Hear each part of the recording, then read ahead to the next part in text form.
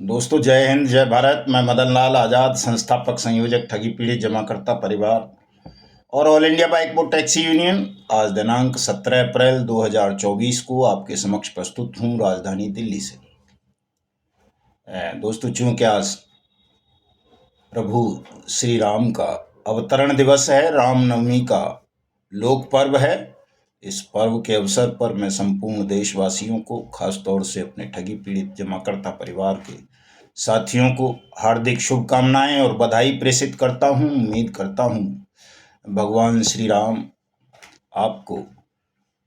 अन्याय से, जुल्म से लड़ने की शक्ति प्रदान करेंगे और आप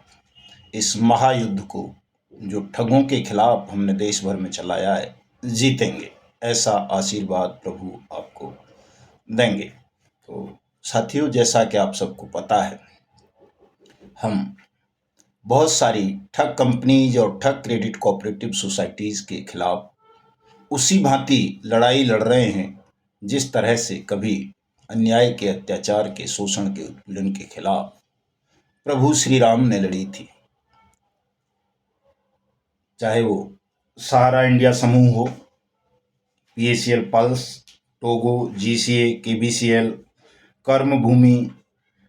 समृद्धा, Sai Prasad, Janshakti, Trinity, Kamna, Alchemist, Rose Valley, Pincon, Bike Bot, Hello Taxi, Top Ride, गोबे, Go Bike, Science City, Radha Madhav, Future Maker, Phyto Atomy, Third Temple, Catchy Pixel, JCB, Anant Nidhi, GN Dairy, GN Gold, HBN, Vishwamitra, Saksham Dairy, JKB, Vishwas Trading, Street Hawks, Kisan Agro, Pashudhan, Nexa Evergreen, Yellow Bit, Oxy 300, Ramel Industries, Prayag, श्योरगेन, blue Fox, Bhagyoday Vision, Social Vision, Calcom, Real Infra, SLF Investment, Sai Prakash, Shriram Real Estate, Nimbus Global, Prestige Welfare, Micro Finance, Beard Industries, JBM, अजीवर्स Credit, Kalpvat, Kalp Varsha, Kamdhenu, Unimax, Calcutta Ware Industries, Adarsh, Sanjeevani, Navjeevan, Apeshwar, Kheteshwar, Dhokeshwar, रेज Field, Mount Touch, Green Touch, Heera Gold, Easy Life, Real Life, पैसन, Margdarshi, Jai Kisan, Jeevan Sulabh, Jeevan Bharti, Symbiosis, VACL India, Lotus, Shri Sai Group, Malwanchal, ग्राम्य विकास Nidhi, Unnati, Daulat Pride, ICL Mutual, Basil International, Pashupati Society, Idol, Vaibhav, Unipulse, Richa, Kim, Sangam Multi Solution, Jai Vinayak, Mahasafe Bachat, Sarvajan Corporation, Rahul Highrise, Sunshine, Maitreyi, Garima, DPR सैलाइड, Prism, गैब, Infacare, Amrapali, Relative Credit, Pulse Plus, BNP India, SJSV Group, Shriram Samarth, Malco Group, JSB, I Vision, अनी Bullion, NNM, G Life, Royal Panthers, Arise Bhumi, Arth Tatva, NICL, Axis Arth, Divyansh, Lokhit, Akshay Vision, BN gold, Reliable Credit, DGR Credit, Hello Ride, Navnidhi, Amrit Project, Narmada, Sharda, doctor Lal, Sunshine Hitech, Arambh Group of Company, Vaidehi Agro, Shine India, ABC, KBC, LIC, Maxcom, I Vision India Credit Society Limited, Him Sanchay Nidhi, KMJ, Sunshine Global Agro Limited, the Real sunshine,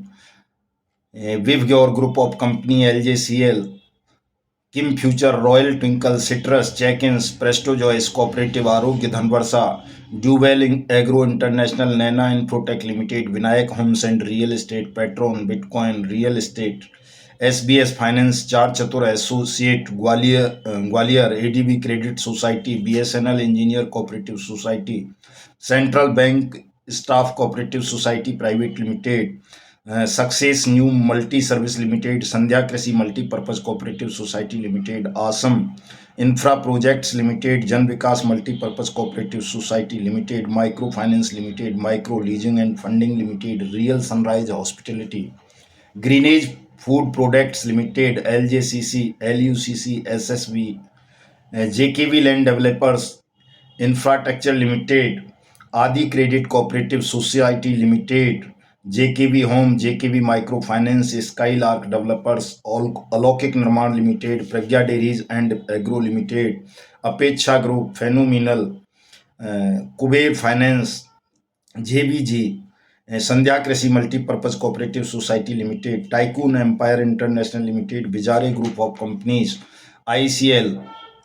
क्षेत्रीय Gram Vikas Sansthan, Devyani property, sky touch infotech India limited, SSJ Kisan real estate, Matribhumi mutual benefit limited,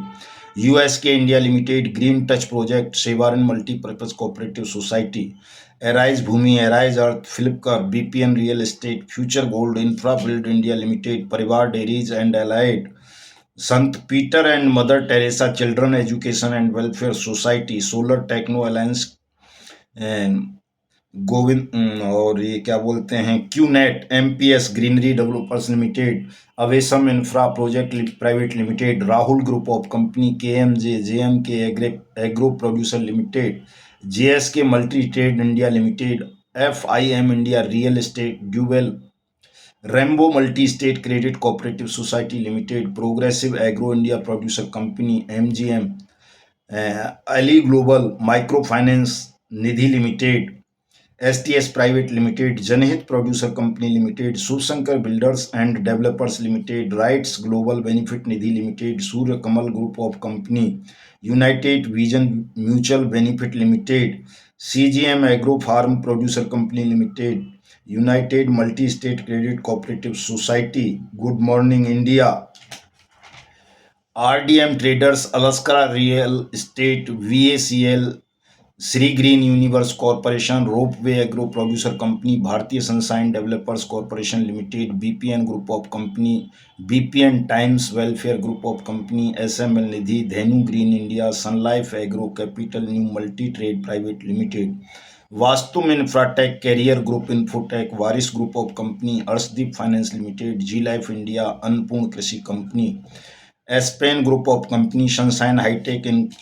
इन्फोकॉन limited, Pragati enterprises wealth management limited, Vaidehi multi state agro cooperative society, Aashray dairy and agro limited, Sairam real tech company, Nirmal future city, mesmeric real infra private limited, Arthkosh Nidhi limited, Himachal Aastha prestige Apeksha, इत्यादि इत्यादि। साथियों, ये तमाम ठग companies और ठग credit cooperative societies के खिलाफ हमारी लड़ाई है, और ये लड़ाई उतनी सरल नहीं है जितनी सरल हमारे बहुत सारे पीड़ितों को या साथियों को लगती है। साथियों, इन तमाम कंपनीज को सरकार ने गैर कानूनी सामूहिक निवेश योजनाएं चलाने के नाम पर प्रतिबंधित किया, चाहे वो स्टेट के पीआईडी एक्ट्स हों, चाहे सेबी एक्ट हो, चाहे आरबीआई एक्ट हो, चाहे पिछली आईपीसी की धाराएं हों, उन कानूनों के अंतर्गत इन तमाम कंपनीज और क्रेडिट कोऑपरेटिव सोसाइटीज़ को बैन किया गया। और बहुत सारी कंपनी और क्रेडिट कोऑपरेटिव सोसाइटी तो अनियमित जमा योजनाएं पाबंदी कानून 2019 के तहत बैन कर दी गई, या जैसे ही उनको ये भनक लगी कि ये कानून आने वाला है, उन्होंने अपने इस ठगी के कारोबार को बाइंड अप कर लिया, समेट लिया, और आपका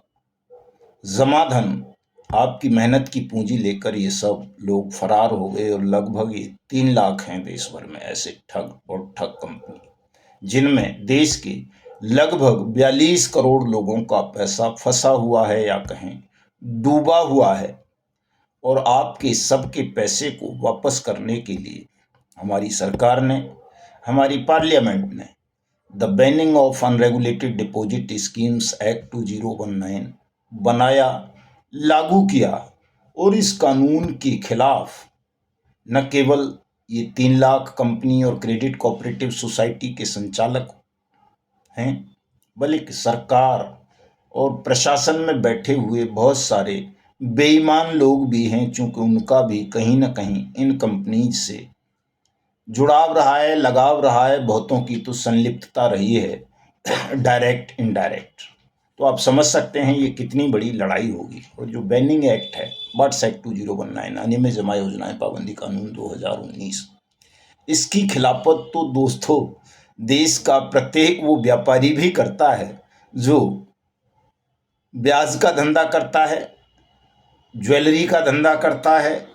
रियल एस्टेट का, प्रॉपर्टी डीलिंग का, या बिल्डिंग बनाने बिगाड़ने का धंधा करता है। चूंकि इस एक्ट की कुछ धाराएं इन तमाम लोगों पर अप्लाई होती हैं और इनके भी गैर कानूनी धंधों को ये एक्ट प्रतिबंधित करता है, अनियमित जमा योजनाएं मानता है इनमें किए हुए निवेश को भी। इसीलिए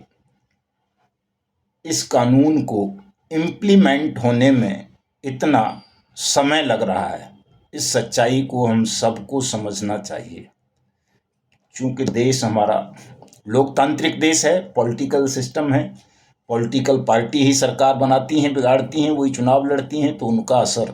प्रशासन पर भी होता है। शासक तो वो बनते ही हैं चुनाव के द्वारा, वोट के द्वारा। तो जब उन्हीं के हितों पर कोई कानून कुठारघात करे तो उस कानून का क्रियान्वयन सरल नहीं होता है और कोर्ट में खाज वाली स्थिति तब और ज़्यादा बन जाती है जब जिन लोगों को इस कानून से फायदा होने वाला है वो लोग सुसुप्तावस्था में हों, वो इस कानून को जानते ही ना हों। सरकार अपने स्तर से इस कानून का प्रचार प्रसार कर रही है, हम अपने स्तर से कर रहे हैं, कुछ और साथी भी कर रहे हैं। तो उम्मीद यही है कि बहुत जल्दी देश के वो तमाम लोग इस कानून के विषय में जान जाएंगे जिन्हें इस कानून से फायदा होना है।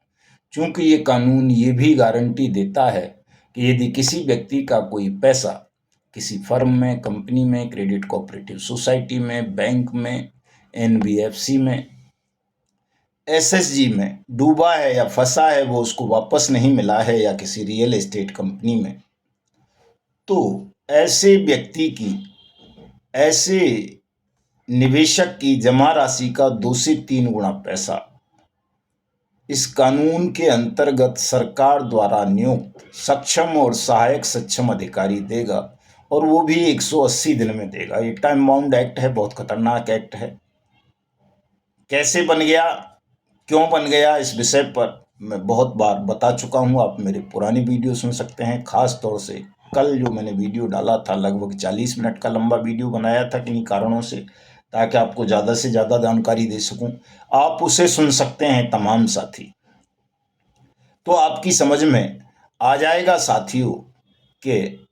ये कानून क्या है, इस कानून के माध्यम से आपका भुगतान कैसे होना है और क्यों इस कानून की खिलाफत की जा रही है, या कहें इस कानून को दबाने का प्रयास किया जाता है। लेकिन इसको ज़्यादा समय तक दबाया नहीं जा सकता। जैसा कि आप सब जानते हैं कि सत्य को बहुत लंबे समय तक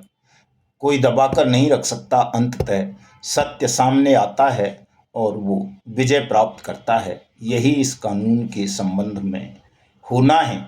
इसलिए मैं आप सबसे बार बार कहता हूं कि निराश होने की आवश्यकता नहीं है। आप किसी भी कंपनी या किसी भी क्रेडिट कोऑपरेटिव सोसाइटी के पीड़ित हैं तो इस कानून का प्रयोग करते हुए अपनी जमा राशि सरकार से ज़रूर मांगें, चूँकि सरकार ने ही आपको आपका पैसा वापस करने की गारंटी प्रदान की है। आपको आपस में लड़ना नहीं चाहिए, एजेंट्स को और निवेशकों को। लड़ोगे तो इसका फ़ायदा ठगों को मिलेगा, उनके दलालों को मिलेगा, बेईमान सिस्टम को मिलेगा। और आप आपस में मिलकर ठगों के खिलाफ लड़ोगे इस कानून के द्वारा, तो निश्चित रूप से एजेंट का भी भला होगा और निवेशकों का भी पैसा उनको वापस मिल जाएगा। इसमें किसी को संदेह नहीं होना चाहिए साथियों। हमारा जो संगठन है तपजप, ठगी पीड़ित जमाकर्ता परिवार, हमारा इसी के लिए संगठन हमने बनाया है कि इस कानून को हम प्रचारित प्रसारित करेंगे, देश के तमाम लोगों को बताएंगे कि उनका अधिकार क्या है, कैसे वो अपनी जमा राशि प्राप्त कर सकते हैं। इस काम को हम निरंतर तब तक करते रहेंगे जब तक कि देश के प्रत्येक ठगी पीड़ित का धन उसे वापस नहीं मिल जाता है साथियों। तो चूंकि हमने एक संगठन बनाया और परंपरागत संगठनों की तरह बन गया, जबकि ये काम जो है कोई परंपरागत काम नहीं है, ये तो बड़ा कठिन काम है। महाभारत से भी ज़्यादा कठिन युद्ध है अगर सही मायनों में आप इसकी समीक्षा करोगे तो। लेकिन हम दुर्भाग्य से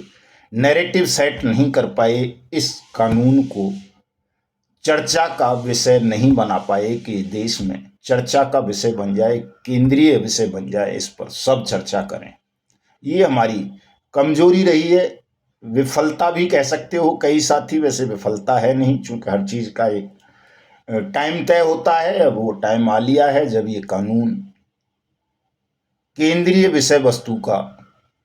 कारण बन जाएगा और पूरे देश को इस पर चर्चा करनी होगी। सरकार आपके साथ खड़ी हुई है, कानून आपके साथ खड़ा है, सत्य न्याय आपके साथ खड़े हैं, और जब सत्य और न्याय जिनके साथ हों उनके पक्ष में ईश्वर भी खड़े हो जाते हैं। तो इसलिए किसी साथी को तनाव लेने की आवश्यकता नहीं है। साथियों,